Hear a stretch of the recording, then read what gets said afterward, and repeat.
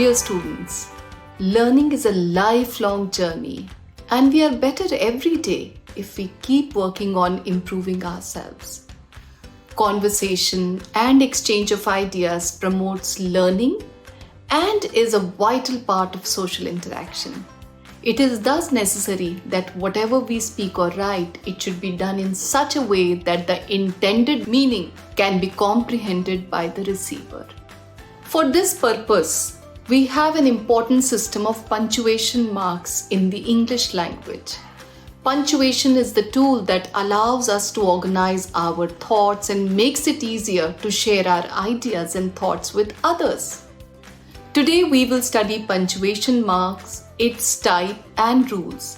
In this session, we will focus on the rules that all punctuation marks have and how they can help make or mar your communication. I intend to enable you to define punctuation marks.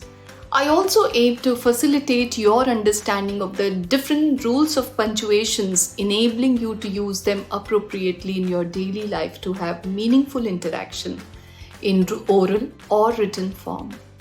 After the completion of the session, you would be able to not just define punctuation marks, but be able to recognize the importance of the punctuation marks in writing.